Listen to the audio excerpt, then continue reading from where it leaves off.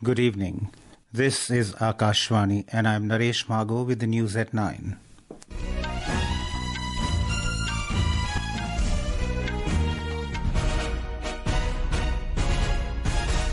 The headlines. Prime Minister Narendra Modi says new era of permanent peace is being seen in Naxal-affected areas of Chhattisgarh. Inaugurates and lays foundation stones of various development projects worth more than 33,700 crore rupees. In his Mann Ki Baat on Akashvani, PM urges citizens to make Catch the Rain a mass movement. Centre extends Armed Forces Special Powers Act in Manipur, parts of Nagaland and Arunachal Pradesh for 6 months. Indian Navy ships sail with humanitarian aid to earthquake-hit Myanmar. Death toll rises above 1,700. Iran rejects direct negotiations with the United States over its nuclear program. President Droupadi Murmu extends greetings to people on eve of Eid-ul-Fitr. And in the Asian Championships, Indian wrestlers Udit and Deepak Punia to play for gold in freestyle event in Jordan. Prime Minister Narendra Modi today laid the foundation stones and dedicated development projects worth more than 33,700 crore rupees related to power, road, rail, oil and gas, education and housing at Mohbhatta in Bilaspur district of Chhattisgarh. Addressing a public meeting on this occasion, the Prime Minister said that a new era of permanent peace is being seen in the Naxal-affected areas of Chhattisgarh. He said that roads, electricity and mobile network, along with health and other facilities, are being provided in the remote tribal areas of the state. Chhattisgarh की स्थिति तेजी से बदल रही है। जब सुकमा जिले के एक स्वास्थ्य केंद्र को राष्ट्रीय गुणवत्ता प्रमाण पत्र मिलता है तो नया विश्वास जगता है। जब कई सालों बाद दंतेवाड़ा में फिर से स्वास्थ्य केंद्र शुरू होता है, नया विश्वास जगता है। ऐसे ही प्रयासों के कारण नक्सल प्रभावित क्षेत्रों में स्थायी शांति का नया दौर नजर आ रहा है। In recent years, many schools have been reopened in Naxal-affected areas. Mr. Modi said that the fate of Chhattisgarh is changing. The Prime Minister said that Dharti Abha Janajati Utkarsh Abhiyan has been started for the development of tribal areas. During the program, Grih Pravesh of 3 lakh beneficiaries of Pradhan Mantri Awas Yojana Gramin was held. The Prime Minister handed over the keys of houses to 3 lakh beneficiaries of this scheme. Mr. Modi said that his government does not just build 4 walls, but also builds the lives of the people living in these houses. Chhattisgarh के 3 लाख गरीब परिवार अपने नए घर में गृह प्रवेश कर रहे हैं। मैं इन सभी परिवारों को एक नए जीवन के लिए बहुत शुभकामनाएं देता हूं। इन गरीब परिवारों के सिर पर पक्की छत आप सभी की वजह से ही संभव हो पाई है। On this occasion, the Prime Minister flagged off the Memu train service on the Abhanpur-Raipur rail section. The program was also addressed by Union Housing and Urban Development Minister Manohar Lal Khattar and Chhattisgarh Chief Minister Vishnu Dev Sai.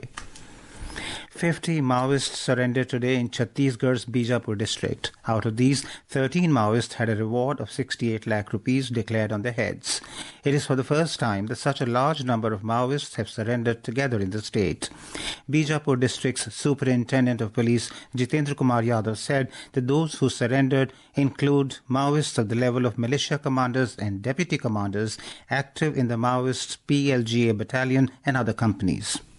Total 50 माओवादियों ने surrender किया है। इस surrender में यहाँ की जितनी भी फोर्स जो एक्टिंग है, चाहे वो डीआरजी हो, बस्तर फाइटर हो, सीआरपीएफ, कोबरा, इसके अलावा एसटीएफ जो बटालियंस है, सारे फोर्सेस हैं, इनका ही महत्वपूर्ण योगदान है। बीजापुर जिले की अगर हम बात करें तो अभी तक पिछले साल से लगभग 656 माओवादियों को गिरफ्तार किया गया है। इसके अलावा 346 माओवादी अलग अलग मौके पर सरेंडर किए गए हैं और 141 माओवादी अभी तक न्यूट्रलाइज किए गए हैं। The surrendered Maoists were given a cheque for 25,000 rupees each as an incentive under the state government's rehabilitation policy. Meanwhile, Union Home Minister Amit Shah today expressed happiness over the surrender of 50 Naxalites in Bijapur, Chhattisgarh, and welcomed them into the mainstream. The centre announced today the extension of the Armed Forces Special Powers Act, AFSPA, for another 6 months in parts of Manipur, Arunachal Pradesh and Nagaland starting April the 1st. In Manipur, AFSPA will continue in all districts except for those under the jurisdiction of 13 police stations in 5 districts: Imphal West, Imphal East, Thorbal, Bishnupur and Kakching. The state has been grappling with ethnic violence since May 2023. The law has also been extended in 8 districts of Nagaland and parts of 5 others, while in Arunachal Pradesh, AFSPA applies to Tirap, Changlang, Longding districts and certain areas in Namsai district. The decision follows a review of the law and order situations in these regions where the AFSPA has been in place to address security concerns. Manipur has been under President's rule since February 13 following the ongoing ethnic violence. Prime Minister Narendra Modi today highlighted the challenge of textile waste, saying that it has become a major cause for worry for the entire world. Addressing the nation in his Mann Ki Baat program on Akashvani, Mr. Modi expressed concern over a finding that only less than 1% of textile waste is recycled into new clothes. Speaking about water harvesting, the Prime Minister expressed satisfaction that works related to water harvesting and water conservation have gained new momentum in many states. Mr. Modi further stated that, like every year, preparations have been made on a war footing for Catch the Rain campaign this year as well. He urged the listeners to turn the campaign into a mass movement. जल संरक्षण से ज्यादा लोगों को जोड़ने के लिए जल संचय जन भागीदारी अभियान भी चलाया जा रहा है। प्रयास यही है कि जो प्राकृतिक संसाधन हमें मिले हैं उसे हमें अगली पीढ़ी तक सही सलामत पहुंचाना है। बारिश की बूंदों को संरक्षित करके हम बहुत सारा पानी बर्बाद होने से बचा सकते हैं। Union Home Minister Amit Shah today held a meeting of leaders of all 5 constituent parties of the NDA in Patna. Mr. Shah convened the meeting at the official residence of Chief Minister Nitish Kumar and discussed strategy and various issues related to Bihar Assembly election, which is likely to be held later this year. Besides JDU National President and CM Nitish Kumar, leaders of all NDA constituent parties like LJPR, Hindustani Awam Morcha Secular and Rashtriya Lok Morcha remained present. The meeting was in continuity of discussions held earlier among the NDA allies in Delhi. We have more from our correspondent. Senior BJP leader and Union Minister Amit Shah sounded the poll bugle for Bihar Assembly Elections 2025 with his Bihar visit. During the public meeting at Gopalganj, Mr. Shah claimed that BJP will give a permanent solution to the flood. Mr. Shah also assured to revive closed sugar mills of Bihar to augment industry. Mr. Shah also held a crucial meeting of BJP and JDU with 3 other NDA allies at CM Nitish Kumar official residence. Earlier, Mr. Shah addressed a cooperative conclave at Bapu Sabhagar in Patna. He dedicated, inaugurated and laid the foundation stone of several developmental projects of road and infrastructure worth over 800 crore rupees. Dharmendra Kumar Rai, Akashvani News, Patna. Earlier, addressing a public meeting at Gopalganj, Mr. Shah said that the NDA is synonymous with development as several projects and development works have been sanctioned for Bihar. एक और 5 साल NDA की सरकार बनाई है, हम बिहार को हमेशा के लिए बाढ़ से मुक्त करने का काम करेंगे। बिहार में बाढ़ भूतकाल बन जाए। पश्चिमी कोसी नहर, इसके लिए हमने वित्तीय सहायता दी, जिससे 5000 हेक्टेयर के अंदर सिंचाई होगी और सांस्कृतिक विकास और बिहार की धरोहरों का सम्मान भी होगा। In Odisha, 11 coaches of the Bengaluru-Guwahati Kamakhya Superfast Express derailed at Manguli Chaudwar near Nirgundi railway station in Cuttack district today. 1 passenger from West Bengal died and at least 7 passengers were injured, some of them seriously, in this accident. The injured passengers are being treated at SCB Medical College and Hospital at Cuttack. A high-level probe has been ordered by the Indian Railways to ascertain the cause of the derailment. This is Akashvani giving you the news. For quick news updates around the clock, follow us on our X handle at AIR News Alerts. And for details of stories and more, log on to our website www.newsonair.gov.in and download News on AIR app.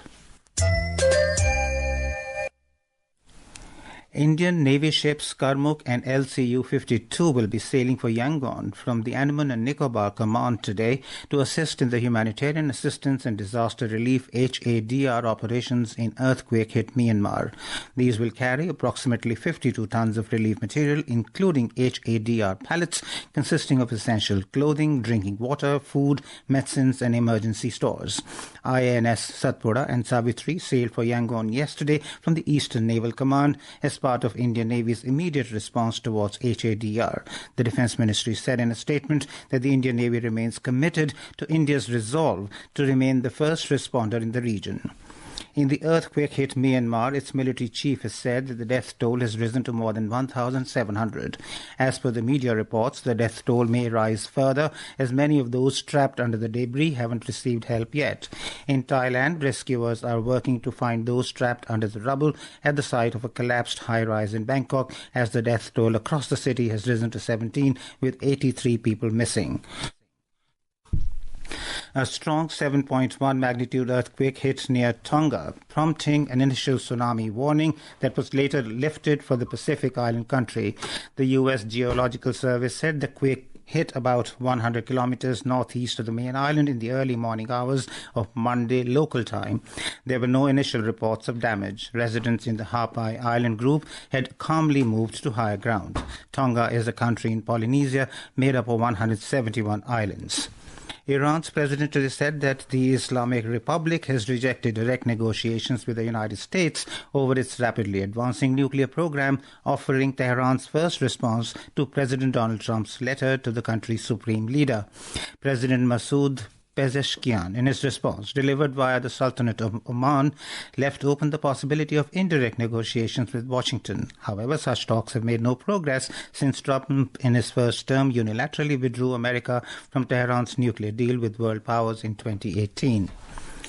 President Droupadi Murmu has extended her greetings on the eve of Eid-ul-Fitr to all citizens, especially to the Muslim community living in India and abroad. In a message, she emphasized that this festival reinforces the spirit of brotherhood, cooperation and compassion. In Jammu and Kashmir, the Shawwal, first day of Islamic month Shawwal crescent, has been sighted across the Kashmir region this evening. This has confirmed that Eid-ul-Fitr will be celebrated across Jammu and Kashmir tomorrow. Eid-ul-Fitr is one of the most significant festivals in Islam that is celebrated with special prayers, feasting and acts of charity. The moon was also sighted in Lucknow on Sunday evening, and chairman of the Central Moon Sighting Committee, Maulana Khalid Rashid Firangi Mahali, announced that Eid will be celebrated on March 31. Namaz will be offered at 10 a.m. in Lucknow Eidgah. Moving on to sports, in the Asian Championships in Amman, Jordan, Indian wrestlers Udit and Deepak Punia kept the country in the gold medal contention in the freestyle event by reaching the final. On the last day of the event today, in the 61-kilogram men's section, Udit blanked China's Wan Haozhu 2-0, while Deepak Punia defeated Takashi Ishiguro of Japan 8-1 in the men's 92-kilogram category. In IPL, Rajasthan Royals were 175 for 8 in 19 overs against Chennai Super Kings at Barsapara Cricket Stadium, Guwahati, when reports last came in. Earlier, Chennai Super Kings won the toss and opted to bowl.